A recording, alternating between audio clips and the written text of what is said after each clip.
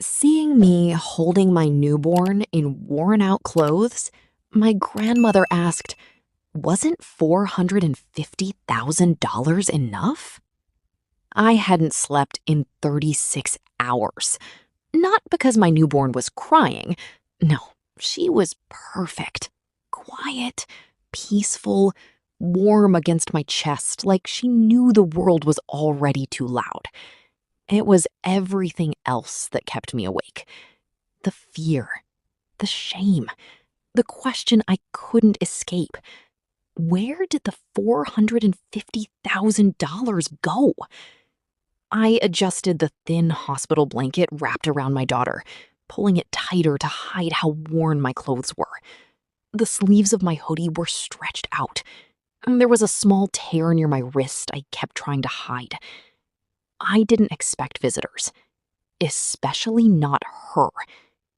The door creaked open slowly, and then I heard that voice. Sharp, controlled, familiar. Is this really how you're living now? My stomach dropped. I turned, and there she was. My grandmother. Perfect as always. Designer coat, pearl necklace, hair set like she was attending a gala, not visiting her granddaughter in a public hospital ward. Her eyes scanned me from head to toe, then landed on the baby, then back on me. And that's when she said it. Cold, direct, no emotion. Wasn't $450,000 enough? I felt like the air got sucked out of the room. I tried to speak, but nothing came out. Because how do you even begin to answer that? How do you explain that the money she's talking about was never really mine? I don't understand, I finally whispered. Her lips tightened. Oh, don't insult me, she said, stepping closer. Your grandfather left you that money, personally. I made sure of it. And now I find you here, dressed like this, holding a child, in a place like this? Her voice dropped lower. Where is it? I swallowed hard. Because here's the thing. I used to ask myself that exact same question every single day. Where is it? Gone. Vanished. Drained. And I knew exactly who did it. But saying it out loud, that would destroy everything. I had expenses, I said carefully, avoiding her eyes. Her laugh was short, sharp, disbelieving. Expenses? She repeated. You don't burn through nearly $500,000 on expenses. She leaned in slightly. Unless you're either incredibly stupid, a pause, or lying. That one hit hard. Because I wasn't stupid, and I wasn't lying either. But I also wasn't ready to tell her the truth. Not yet. My baby stirred slightly in my arms, letting out a tiny sigh. Instinctively, I rocked her gently, and for a moment, everything else faded. Until, what's her name? I blinked, caught off guard. Lily, I said softly. My grandmother stared at her for a long second. Her expression softened, just barely. But then it was gone again. And the father? She asked. There it was, the question I had been dreading. I hesitated. Too long. Her eyes narrowed instantly. Oh my God, she said under her breath. Don't tell me you don't even know. That's not... I started, but stopped. Because explaining that situation was a disaster all on its own. Of course, she muttered, straightening up. Money gone, no husband, and now a child. Her gaze hardened again. You've made a mess of your life. I felt something inside me crack. Not loudly, not dramatically, just quietly. Because part of me wondered, was she right? No, she wasn't. She didn't know the truth. She didn't know about the night everything changed. She didn't know about the person I trusted more than anyone else. The one who had access to everything. The one who smiled while taking it all. The one who left me with nothing, except this baby in my arms. I didn't make a mess, I said quietly. She raised an eyebrow. Oh? I finally looked up at her, and for the first time since she walked in, I didn't look away. I was betrayed. Silence filled the room. Her expression shifted, just slightly. Curiosity, suspicion, something else. By who? She asked. I opened my mouth.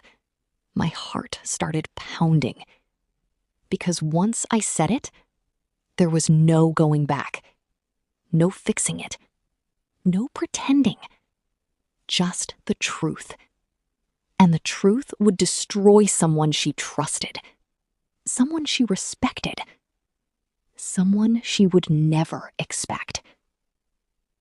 I took a breath and said, "Bye." Knock, knock. The door opened again, and the moment shattered. A nurse stepped in, followed by a man I hadn't seen in months. My blood ran cold, because out of everyone in the world, he was the last person I expected to walk into that room. My heart stopped. Actually, no, it didn't stop. It pounded harder than it ever had before, because standing in that doorway was Daniel. Clean suit, perfect posture, that same calm expression that used to make me feel safe. Now, it made my skin crawl. "Claire," he said softly, like nothing had happened, like he hadn't disappeared for months, like he hadn't taken everything from me. I tightened my hold on Lily. My grandmother turned slowly, her face lighting up in surprise. "Daniel?" she said. "What are you doing here?" Of course she knew him. Of course she trusted him. Why wouldn't she? He was the family's golden boy, the one who handled finances, the one everyone relied on, the one I swallowed hard. "Grandma," I said quietly, my voice tighter than I wanted, "you shouldn't." "Oh, don't be ridiculous," she cut me off. "Daniel has been helping this family for years." Her tone softened as she looked at him. "I actually called him." My stomach dropped. "You... what?" I whispered. She turned back to me, completely unaware of the storm building inside my chest. "Well, someone needed to make sense of this situation," she said. "Missing money doesn't just explain itself." Missing money. The words echoed in my head. Daniel stepped further into the room. Slow, controlled, confident. Like he belonged here. Like he owned the place. Like he hadn't ruined my life. His eyes flickered down to the baby. Something unreadable crossed his face. Then back to me. "Can we talk?" he asked quietly. I let out a short, humorless laugh. "Talk?" I repeated. "Now you want to talk?" My grandmother's gaze snapped between us. Confusion, suspicion.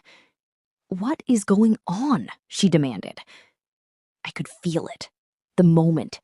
The truth pressing against my chest, begging to come out. But Daniel spoke first. "Mrs. Whitmore," he said calmly, turning to her. I think there's been a misunderstanding. Of course he'd say that. He always had the right words, the right tone, the right everything. That's how we got away with it. For months, he continued smoothly, Claire has been under a lot of stress. Emotional decisions, poor financial management. My hands started shaking. No, he was not doing this. She trusted the wrong people, he added, glancing at me.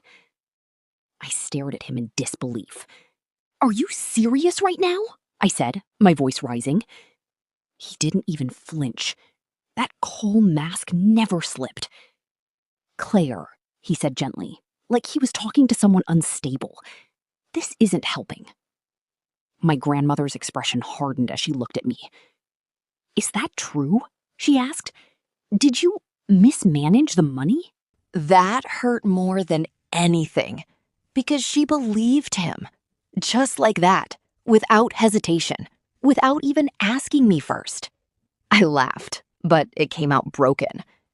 Wow, I whispered. That's actually impressive. Claire, Daniel started. No, I snapped, cutting him off. You don't get to talk. For the first time, he hesitated, just for a second, and I saw it. That crack, that tiny, almost invisible crack in his perfect composure, and it gave me just enough courage. You want to talk about the money? I said, my voice shaking but louder now. Let's talk about it. My grandmother crossed her arms. Good, she said. Finally. I looked straight at Daniel, right into his eyes. And this time, I didn't hold back. You transferred it, I said. Silence. Heavy. Sharp.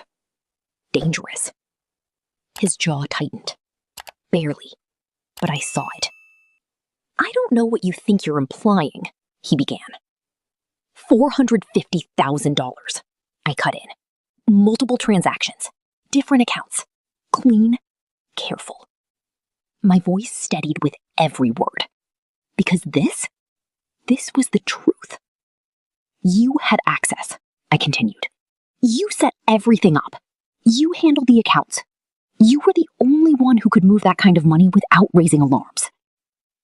My grandmother looked between us, her confidence finally starting to waver. Daniel? She said, slowly. He exhaled, shook his head, and then he smiled. That same calm, controlled smile, the one that fooled everyone. I was trying to protect you, he said. The words hit me like a slap. Protect me? I repeated. Yes, he said, turning to my grandmother. Claire doesn't know everything.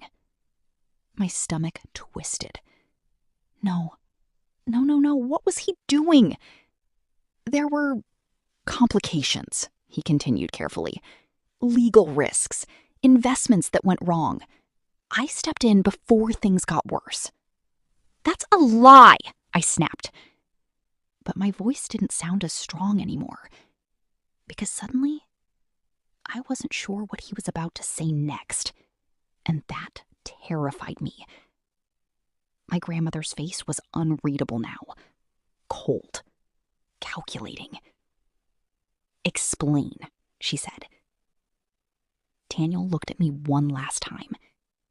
And this time, there was something different in his eyes. Not calm, not control. Something darker. Something dangerous. You really want me to? He asked quietly. My chest tightened, because I knew that tone, and I knew what it meant. He was about to say something that would flip everything upside down, something I wasn't ready for, something that could destroy me. I tightened my grip on Lily and whispered, "Don't." But he did. He looked straight at my grandmother and said, "Ask her who the baby's father is." The room went completely silent.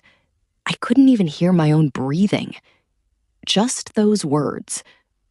Ask her who the baby's father is. My grandmother turned to me slowly. Too slowly. Like she already knew she wasn't going to like the answer. "Claire," she said, her voice low and controlled. "Is there something you're not telling me?" My throat went dry. This was it. The moment I had been avoiding.